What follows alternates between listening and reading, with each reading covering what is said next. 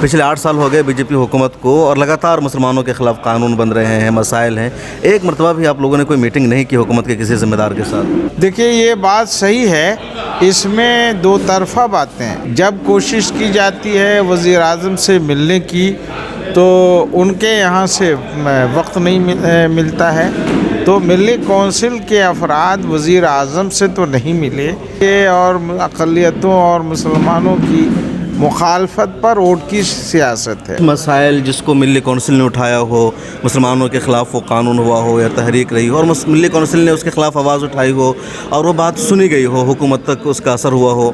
मुस्लिम नौजवानों की गिरफ़्तारी हो रही है, शख्सियात की गिरफ़्तारी हो रही है, तो मिली कौंसिल ने टाडा कन्वेंशन बुलाया और इस बात को किया कि टाडा एक महदूद मुद्दत के लिए बना था, जो मुद्दत ख़त्म हो गई है, इसलिए उस कानून को वापस ले सका, तो सरकार ने वापस लिया। रहमतुल्लाह, मिला टाइम्स में खुश आमदीद। मैं इस वक्त तमिलनाडु की राजधानी और मशहूर इक़्तिसादी शहर चेन्नई में हूँ, जिसका पुराना नाम मद्रास है। ऑल इंडिया मिली कौंसिल जो हिंदुस्तान के मुसलमानों की मशहूर तंजीमों में से एक है, उसका उमूमी इजलास यहाँ हो रहा है 13, 14, 15 जनवरी को, और इस इजलास में कई सारे अहम मुद्दों पर बातचीत हो रही है। हमारे साथ मौजूद है ऑल इंडिया मिली कौंसिल के नायब कौमी सदर मौलाना अनीसुर्रहमान कासमी साहब। हम उनसे जानेंगे कि ऑल इंडिया मिली कौंसिल क्या है, इस तंजीम के क़याम का पस मंज़र क्या था, इस वक्त मिली कौंसिल मुसलमानों के लिए क्या कुछ कर रही है और इस इजलास में किन किन मुद्दों पर बातचीत हो रही है। मौलाना, मिला टाइम्स में खुश आमदीद। बहुत शुक्रिया। सबसे पहले तो आपसे ही जानना चाहेंगे कि ऑल इंडिया मिली कौंसिल क्यों कायम हुई थी, इसके क़याम का पस मंज़र क्या था? देखिए, जो हमारी मिली तंजीमें पहले से काम कर रही हैं, उनमें दो कमी थी। एक तो ये कि कुछ इदारे वो हैं हमारे ऑल इंडिया सतह के जिनके मकासद महदूद हैं, चाहे पर्सनल लॉ बोर्ड हो या जमात तबलीग हो या दूसरी चीज़ें। हालांकि कुल हिंद सतह की है, ये लोग अच्छे काम कर रहे हैं। जो जमातें जिनके मकासद कुछ वसी हैं, वो मसलकी तौर पर महदूद हैं, वो सारे मसलक के लोगों को उन्होंने अपने साथ नहीं लिया है, नाम लेने की ज़रूरत नहीं है।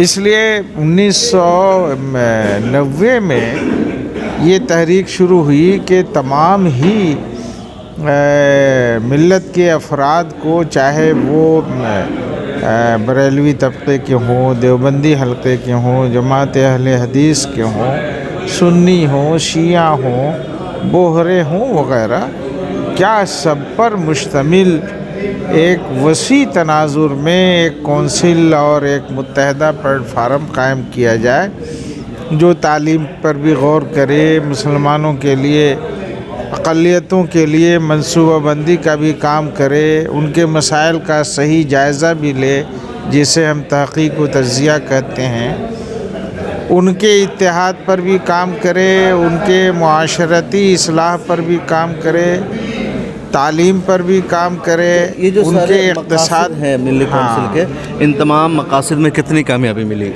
देखिए, हम तो ये कह सकते हैं कि मिल्लत की तामीर नौ में, ज़हन साजी में हम लोग 50% कामयाब हैं। और ज़ाहिर है, जब शऊर बढ़ जाता है, ज़हनी हम आहंगी हो जाती है, तो कौम खुद ब खुद आगे बढ़ जाती है। तो मिली कौंसिल बुनियादी तौर पर इस काम को करती है।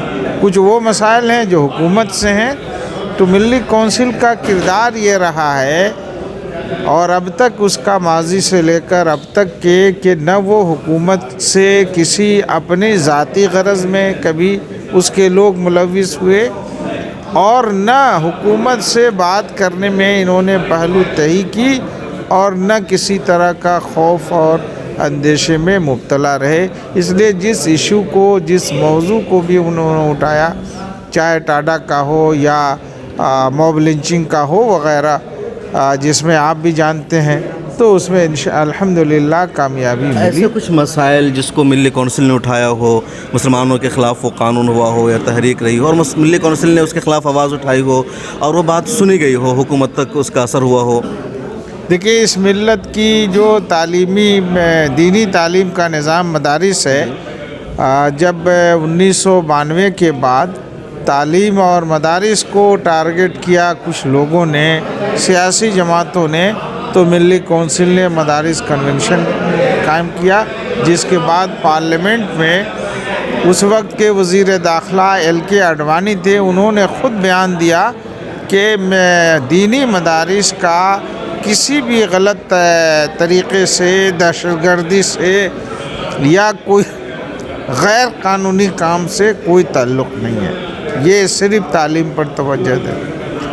اس کے بعد جب لوگوں نے یہ دیکھا کہ ٹاڈا کے نام پر گرفتاریوں کا ایک سلسلہ لگا ہوا ہے اور مسلم نوجوانوں کی گرفتاری ہو رہی ہے، شخصیات کی گرفتاری ہو رہی ہے، تو ملی کونسل نے ٹاڈا کنونشن بلایا اور اس بات کو کیا کہ ٹاڈا ایک محدود مدت کے لیے بنا تھا، جو مدت ختم ہو گئی ہے، اس لیے اس قانون کو واپس لے سرکار، تو سرکار نے واپس لیا۔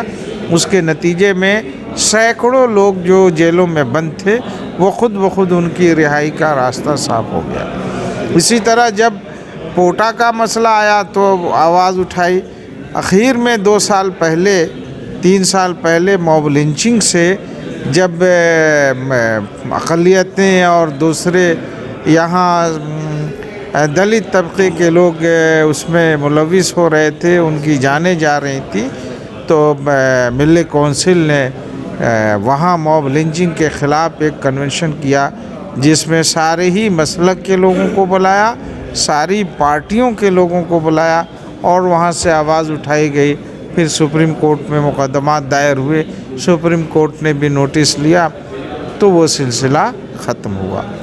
تو آواز میں جمہوری طاقت میں، جمہوریت کے طریقے پر جب آواز اٹھاتی ہے ملی کونسل تو اس کے اثرات ہوئے ہیں، سب کو لے کر کے چلنے کی کوشش ہوتی ہے۔ بالکل یہ جو میٹنگ ہو رہی ہے چنئی میں، لکھا ہوا ہے 22 یعنی 22واں اینول جنرل باڈی میٹنگ، تو یہ جنرل باڈی کی میٹنگ کیا ہے 22واں ہونے کا ذرا سا یہ بتائیں۔ یہ پہلی بات تو یہ کہ یہ 25 اسٹیٹ میں ملی کونسل کی ریاستی شاخیں ہیں اور ہر ریاست سے اس کے نمائندے ہیں، تو سالانہ اس کی میٹنگ ہوتی ہے ان ریاستوں کے نمائندوں پر مشتمل۔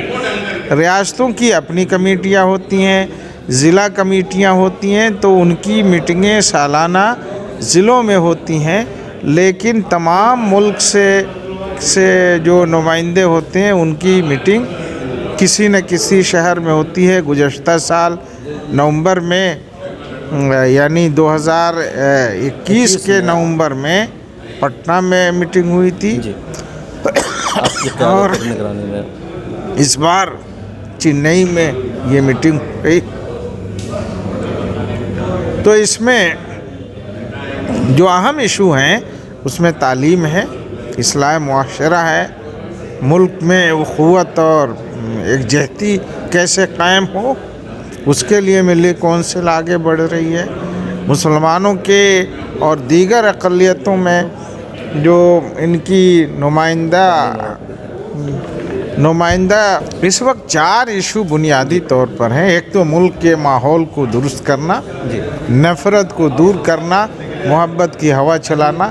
تو ملی کونسل اس موضوع پر پچھلے کئی سالوں سے کام کر رہی ہے، اور ہم نے خود ذاتی طور پر بھی ملک کے مختلف جگہ دورے کیے۔ یہاں کانچی پورم کے شنکر اچاریہ سے ملے، انہوں نے پیغام دیا، تو یہ محسوس ہوا کہ اوپر کے طبقے میں ہندو مسلمانوں میں کہیں دوری نہیں ہے، یہ صرف چند لوگ ہیں جو اس کو ہوا دے رہے ہیں اور اس دوری کو، اس نفرت کو نیچے کی سطح تک پہنچانے کی کوشش کر رہے ہیں، اور ہم امید کرتے ہیں کہ وہ اپنی کوشش میں ناکام ہوں گے، نفرت دور ہوگی اور محبت اور اخوت کی فضا جیسے پہلے تھی ویسے ہی لوٹے گی۔ مولانا، لوگوں کو لگتا ہے، مسلمانوں کو بھی، کہ ملی کونسل شروع میں جس طرح ایکٹیو تھی 1992 کے بعد، جس طرح ملی کونسل فعال کردار ادا کر رہی تھی، اب ویسا کردار ملی کونسل کا سامنے نہیں آ رہا ہے، ملی کونسل ایک طرح سے سست پڑی ہوئی ہے۔ دیکھیے، کووڈ میں خاص طور پر جو پچھلا 3 سال گزرا، تو اس بارے میں تو یہ کہہ سکتے ہیں کہ ملی کونسل متحرک زیادہ نہیں رہی، گرچہ اس نے خدمت خلق کے جو کام کیے، چاہے کرناٹک میں ہوں، تامل ناڈو میں ہوں، بہار میں ہوں، مہاراشٹر میں ہوں، مدھیہ پردیش میں ہوں، وہ اس دوران بھی کافی کام ہوئے۔ اس لیے ایسا نہیں ہے، اس لیے کہ ہم نے دیکھا ہے کہ ملی کونسل کم وسائل کی بنیاد پر اچھے لوگوں کو جوڑ کر بڑے بڑے کام کرتی ہے، اور وہ کام آج بھی جب ہو رہا ہے۔ کانگریس کی حکومت تھی اور کوئی بل، کوئی قانون مسلمانوں کے خلاف ہوتا تھا تو آپ لوگ جاتے تھے، وزیر اعظم سے یا کانگریس کے دوسرے ذمہ داروں سے ملاقات کرتے تھے۔ پچھلے 8 سال ہو گئے بی جے پی حکومت کو، اور لگاتار مسلمانوں کے خلاف قانون بن رہے ہیں، مسائل ہیں۔ ایک مرتبہ بھی آپ لوگوں نے کوئی میٹنگ نہیں کی حکومت کے کسی ذمہ دار کے ساتھ؟ دیکھیے، یہ بات صحیح ہے، اس میں دو طرفہ باتیں ہیں۔ جب کوشش کی جاتی ہے وزیر اعظم سے ملنے کی تو ان کے یہاں سے وقت نہیں ملتا ہے، تو ملی کونسل کے افراد وزیر اعظم سے تو نہیں ملے، لیکن دوسرے لوگوں سے تو پورے ملک میں برابر ملاقات ہوتی رہتی ہے۔ اور ایک وجہ یہ بھی ہے کہ ہمارا جو موجودہ مرکزی حکومت کا نظام ہے، وہ اس کی بنیاد ہی ملت کے اور اقلیتوں اور مسلمانوں کی مخالفت پر ووٹ کی سیاست ہے، اشتعال انگیزی ہے۔ اس لیے ہم لوگ چاہے ان سے مل کے ہو یا بغیر ملے ہو، لیکن اپنی بات ان تک پہنچاتے رہتے ہیں، اور مسلمانوں کو بھی کہتے ہیں کہ نہ ڈرنے کی ضرورت ہے، نہ اشتعال میں آنے کی ضرورت ہے۔ اس لیے کہ جب قوم صبر کے ساتھ، استقامت کے ساتھ رہتی ہے، ڈرتی نہیں ہے، تو وہ کامیاب ہوتی ہے۔ بہت شکریہ۔ تو میرے ساتھ تھے مولانا انیس الرحمان قاسمی، آل انڈیا ملی کونسل کے نائب قومی صدر ہے، اور بتا رہے تھے تفصیل سے کہ ملی کونسل کیوں قائم ہوئی، کب قائم ہوئی، ایجنڈا، پس منظر کیا ہے، اور آج کے دور میں بھی ملی کونسل کس طرح مسلمانوں کے درمیان کام کر رہی ہے، جس کی ضرورت ہے۔ کیمرہ مین شاہ عمران کے ساتھ شمس تبریز قاسمی، ملت ٹائمز۔